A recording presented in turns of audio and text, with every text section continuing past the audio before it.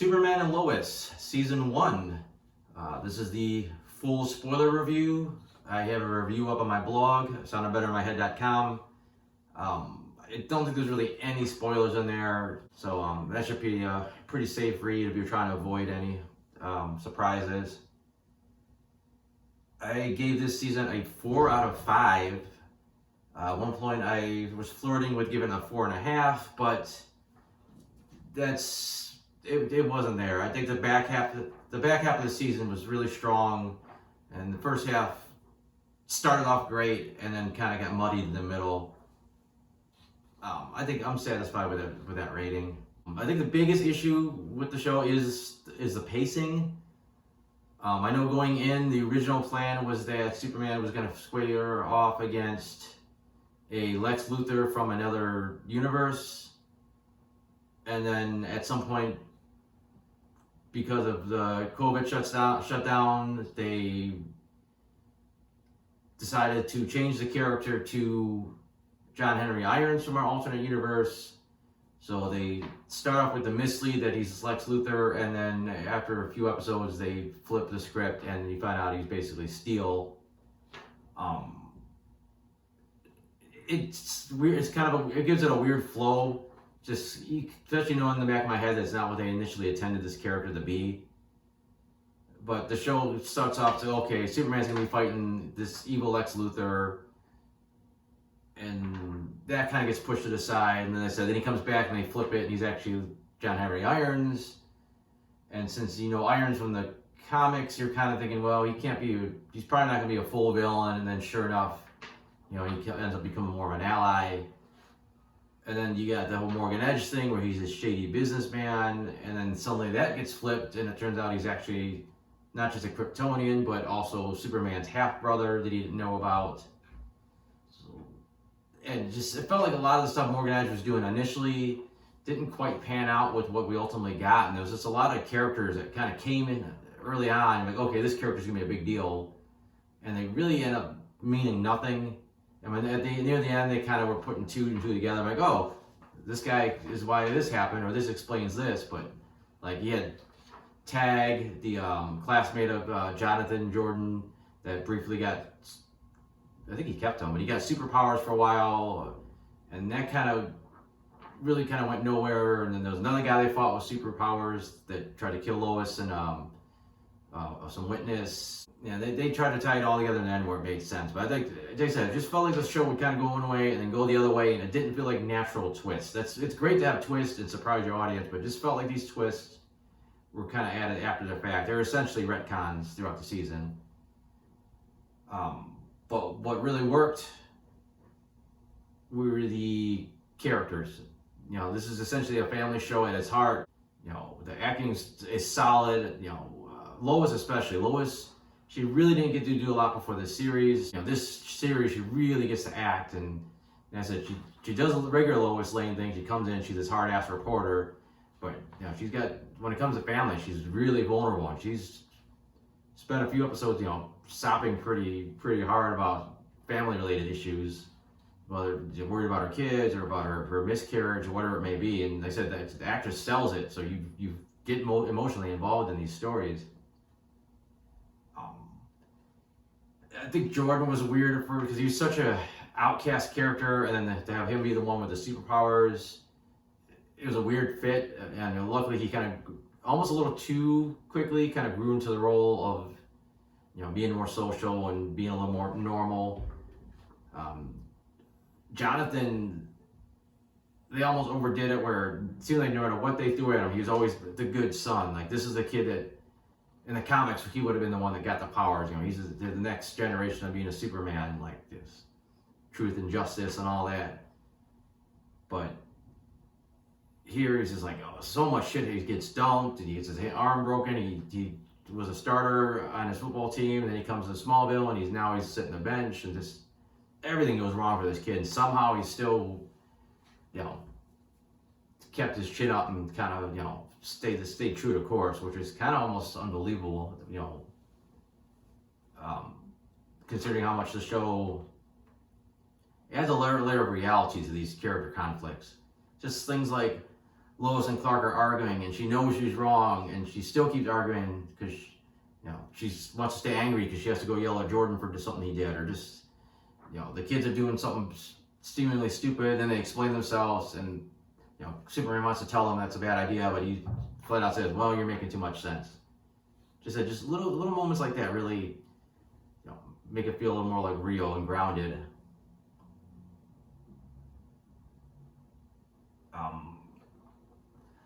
Lana Lang's family, Lana was fine. Kyle got a little annoying. They really made him that kind of southern rednecky kind of right winger mentality, and then he's also kind of hard to like him because his family's pissed at him. It's implied that he's an alcoholic at some point. Luckily again with him, he comes around and starts, not being such a douchebag basically. And I said, as far as the villain, you introduced Morgan Edge, and he said he's just the typical slimy businessman, like kind of a Lex Luthor light, manipulating the background and doing whatever. And then they said there's a big twist, he's actually Kryptonian. But his master plan was to say it was a little all over the place. I mean, they tried to explain it in the end that his father's plan for him was basically he'd have to sacrifice himself to turn Earth into a new Krypton, and he found a better way. And I said, both plans had like kind of a lot of plot holes to them. So that, and it was so late in the season that he found out his true origin.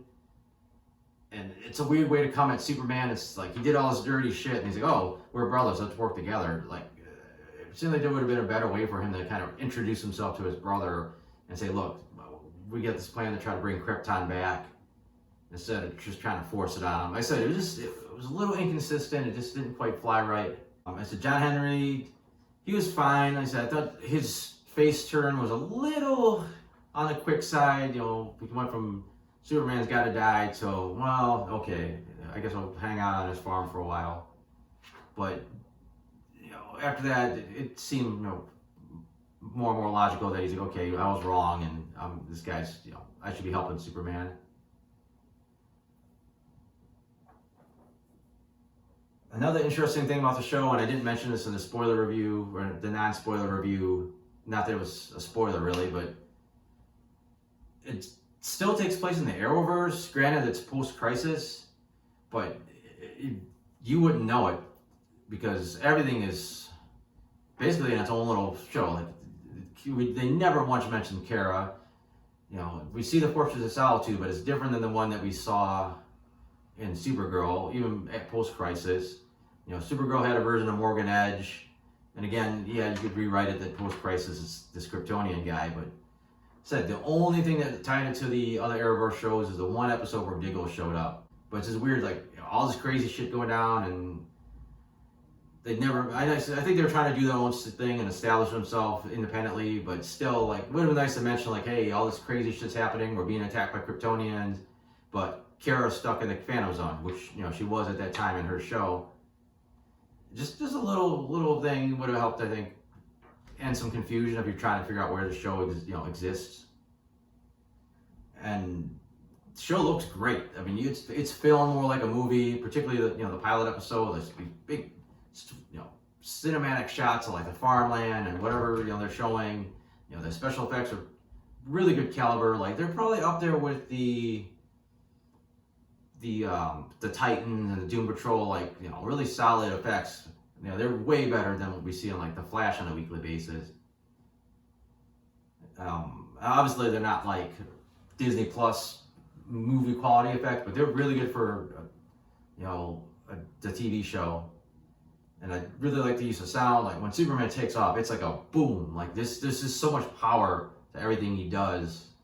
It just really helps sell like how much more powerful he is than like Kara. And I think that's like the broad strokes. I don't want to go too crazy to talk about every detail, but I will go through my notes, see if there's anything else worth mentioning. There's one right there. That was really nice that they were basically establishing a new Superman mythology, but they had a lot of really nice nods to some of the classic stuff, especially when we see Superman's origin, there's a lot of like nods to like the Christopher Reeves era. Some of the clothes that Lois Lane wears. Pa Kent dying of a heart attack. Just the kind of slightly awkward, goofiness of Clark Kent when he gets to Metropolis.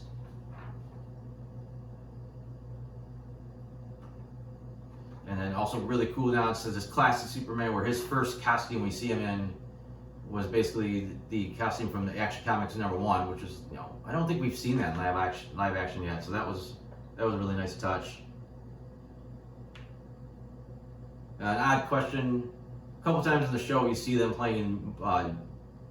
Looks like Mortal Kombat versus DC, or a similar game, and Superman's a playable character. Like, did Superman have to approve this? Can somebody just make a video game and have Superman in it because he's a public figure? Like, it's a little nitpick, but I just wonder how that works. Like, is he watching it like, man, they owe me money, or does he have to let it slide? This goes back to characters that show up and then disappear. We're introduced early on to Lana's family. She's got 2 daughters. She's got a teenager daughter that obviously goes through the rest of the show, and she's a love interest for Jordan. But the youngest daughter, she is always find an excuse for her to be somewhere else. They send her to the mom's house. They send her to the camp, wherever they can do to get rid of this character. Like, someone decided apparently it was a good idea for them to have this like 4-person family, and then they'd be like, what, we have nothing to do for this little girl, so we just got to find some way to get rid of her, and keep making excuses for her not to be around. Nice little touch. First of all, for Superman's powers, is how intense his super hearing is, like the kind of stuff that he could hear when he really tries to listen. But I like that his mom knew she was dying, and she figured he was on the way, and she was able to whisper, and he was able to hear, basically her last request. I thought that was a nice use of his abilities. It's a little weird that Jordan's got the powers, and they very quickly manifest themselves. They go from nothing to him being able to do quite a bit of things. And Jonathan's also half Kryptonian, but he's not at all affected by anything that would affect a Kryptonian. Like, kryptonite doesn't bother him. Red solar energy doesn't seem to bother him. Like, I could see it maybe taking away, one thing to lose your powers in this situations, but it's weird that this stuff's poisonous to Kryptonians, and yet for some reason his human half completely doesn't allow this Kryptonian half to have the same weaknesses. So it's a little nitpick, but it's just kind of weird how they got their powers working. I was kind of hoping to see a little bit more of the Jor-El hologram. Like, he brought the kids there a couple times, and he's like, okay, he's showing powers. He's like, no, it's a one and done. And then they send him packing. Then he has the powers. He comes back again. Like, I know Superman had a lot to teach, but it's nice if you kind of see him learning more from his grandfather about his powers and this and that, and about Krypton. And instead, it's like they kind of went to they said they were kind of in and out of the fortress half the time. They never stuck around long enough. Kind of interesting. They had an episode that showed that when Clark was younger, he would occasionally fight crime with his powers, but he looked more like a young Bruce Wayne from the Gotham TV series. He had the little black outfit on and the hat, the ski mask, instead of Smallville. He just would have moved so fast they wouldn't have saw him, and he just would have been like a blue blur or something. So it's a little weird that they went that route, but I don't hate it or like it either way. There's some interesting character stuff overall with Superman. How hard it is for him to really control his powers, and how much he worries that people will be afraid of him, because he can do some, he could pretty much be unstoppable, if he wanted to be. And later, in one of the later episodes, just how when he was possessed by Zod, he was briefly, but it was just completely cut loose, and it's like a feeling he's never felt before. And it was an interesting take on his, how powerful he is. I really like the unofficial flashback episode where we were technically we're in Clark's mind, but we were just seeing like all these flashbacks about his life up to basically till about when the boys were born, and so it was so well done. A lot of it was something we see in the pilot episode and just extended versions, but it still was nice seeing all that fleshed out. I don't know what to think that they're kind of at the end of the season introducing a potential love interest for Jonathan. I mean, he needs he needs something positive in his life, because I said he's been getting the shit end of the stick most of the episodes. She mentioned her father was a criminal in Central City. Normally I would say that might tie back to the Flash, but I said Superman Lois seems to kind of want to do its own thing, so I don't know if that's ever going to be anything. And I wasn't sure what was going on in the end. Like they made this Kryptonian council take over these humans, and it looked like Smallville was getting blown up. Were they just trying to blow up the Earth? Was it stuff gonna possess them? Like, it was so vague what he was doing. Like, I didn't know, what the hell the end game was there. I think that's about it. Like I said, I probably got little odds and ends I can mention, but I think I got all the big stuff out. I didn't want to go too crazy into it, but as I said, overall, I just enjoyed the show. I thought it was one of the better Arrowverse shows we've gotten in a long time. I thought the Flash season 1 was phenomenal, and every year just it seemed like it went downhill. So I don't know if Superman and Lois is going to keep this momentum. I think it helped a lot that it was only 13 episodes, and I think they did a good job of having a story that they wanted to tell over those 13 episodes and spreading it out pretty well without, aside from the random retcons and zigzags. And I think they did a good job of telling a 13 episode story. Like I said, just a few mistakes. They could have streamlined that a little bit better. That's why I said it could have been a 5-star season, but overall it was really good. Like I said before, I have a blog, soundofbettermyhead.com. I got some other reviews on there. I got my comics, so if you want to check those out, that'd be awesome. Other than that, thanks for watching.